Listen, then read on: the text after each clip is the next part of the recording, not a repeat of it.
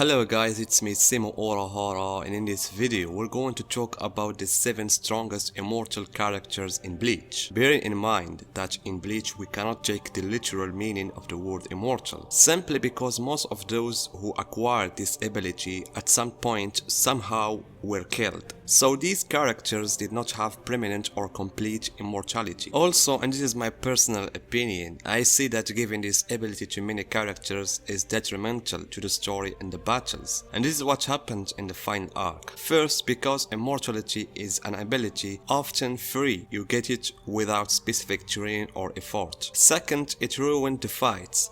The opponent uses his strongest techniques that he has trained on for years, and in turn his opponent doesn't die because he has the power of immortality. Anyway guys, we will start our list with the former king of Ekomokodomoy, Barrigan. Barrigan can be considered one of the first characters in the story to give us insight into the strength of the characters who have immortality type abilities. For those who don't know, Barrigan is one of the oldest Vaster Lord whom the story knew. He existed in a time that was called Dawn of Ekomokodomoy, and since that time he has possessed the ability of senescence. Therefore, this ability gave Barrigan a kind of immortality, so that there was no ability to defeat the ability of senescence except the ability of senescence itself. And let's move to Ekomokodomoy. I've put Ekomokodomoy on this list because he's one of those characters that can't be killed. For those who don't know, Ekomokodomoy is a character that appeared in the novel of Can't Fear Your Own Word, and he is considered one of the oldest hollows in the story, and he was there at the same time as Barrigan, and he fought Yamamoto when he was a young man. Although he did not evolve into a Vaster Lord, his strength was very terrifying. His main strength lies in the amount of souls he has swallowed, to the point that he can no longer be purified with the Zanpakuto. In the battle that took place between Ekomokodomoy and Ichibi with Nimaya, even after they defeat him, Ichibi couldn't purify him because this would lead to a great imbalance of souls. That's why Ichibi removed his name and he gave him the name Ekomokodomoy, and Nimaya sealed him in the form of a Zanpakuto. And after the event of the final arc, Ekomokodomoy appeared again, and despite the intervention of several characters as strong as Zaraki, but they couldn't kill him, and he was sealed again. In other words, he's still alive to this moment. And we move to Lilibaro. Lilibaro and Gerard came up with new concepts of power in Bleach that are related to immortality. Lilibaro considered himself the messenger of God, and of course the god that Lilibaro refers to is Yuhaba. And this is an important point guys, so that I consider that all the developments and the power that was given to Lilibaro and Gerard are the result of this sacred relationship between them in Yuhaba. Lilibaro is the messenger of God, or the messenger of Yuhaba, and Gerard is the warrior of God, or the warrior of Yuhaba.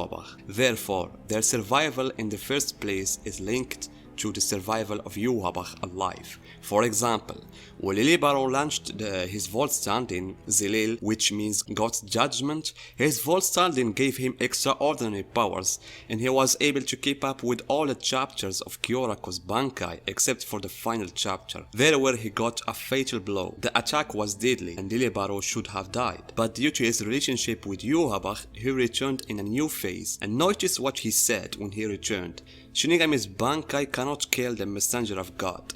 And because he is the messenger of God, he was given many gifts. He said that he is immortal and that he cannot be touched. Personally, I was fascinated by the destructive power of Lilibaro's attacks in that phase, such as his use of Punishment Light or God's Trumpet. With this level of power, there was no solution but for Kobo to enter the sacred sword of Hakyoken, which is used against gods, and Nanao used it to reverse Lilibaro's attack, so that you can imagine it like what happened with Barrigan when he was killed because of his special power. But in the case of Lilibaro, even when his attack was reversed, he didn't die. Rather, he was thrown into the Soul Society and he started a fight with Kira. And we move to the miracle Gerard. The same thing I have said about Lilibaro can be said about Gerard, with some differences of course, such as Gerard had the heart of Ryu. But both of them, when they are subjected to a fatal attacks, they appear in a new way and say the same thing. Gerard was exposed to one of the strongest possible attacks in the story, Zaraki's attack in Bankai mode.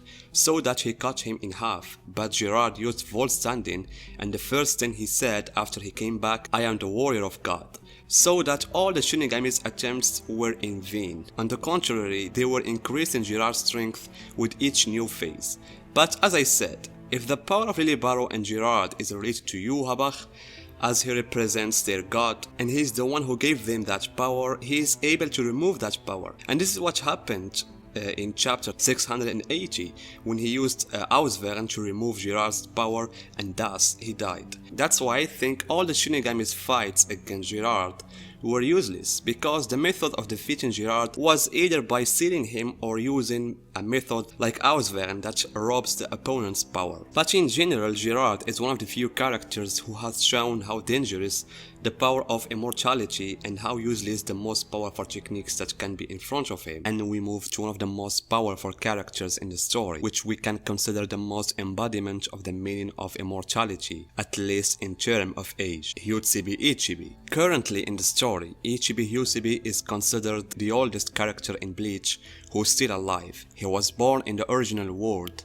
before the formation of the Soul Society. I don't know if this has anything to do with his personal abilities or the power that Ryu gave him, as it is known that the Oken is formed from the bones of the members of Zero Squad, and it was used the power of Ryu to form their bones, and this gave them the ability not to grow old and also not to die as long as the Royal Palace exists. And as you know, all the Zero Squad members were killed by the Elite Squad, but because their bones are made of Oken, Ichibi calls out their names and they come back to life. And this is what happened with Ichibi, but in a different way. Yuhaba made Ichibi to pieces, and yet Ichibi was still alive. All he had to do was call Ichigo in order to call him back by his name until he came back to life again. And we move to Aizen Sasuke. If you notice, characters like Gerard and Lilibaro, who have been described as a messenger of God and warrior of God, got great power just by placing them in that rank.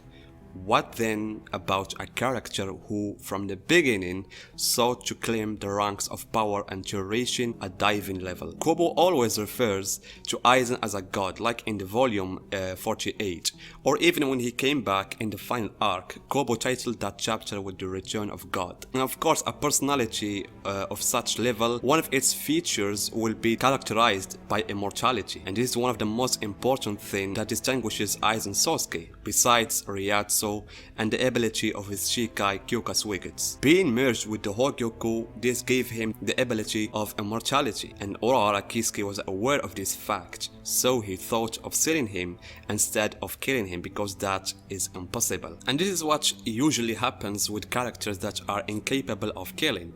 Either they are sold, like what happened with Ekomokodomoy and Aizen Sasuke, or they defeated by their own power, as Barrigan and Lilibaro. And we get to the first place, Yuhaba. Yuhaba's life is linked to wars. That's how Hajval described it, because without wars Yuhaba will lose his powers.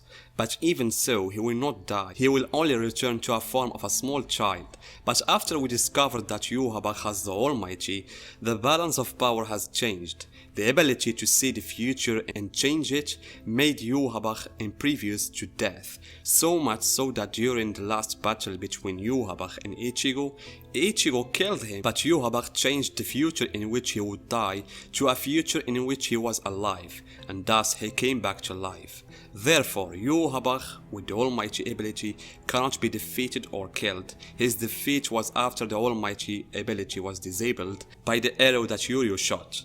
So guys, this is my list of the 7 strongest characters in Bleach in terms of immortality. What do you think? Give me your list and see you guys in my next video.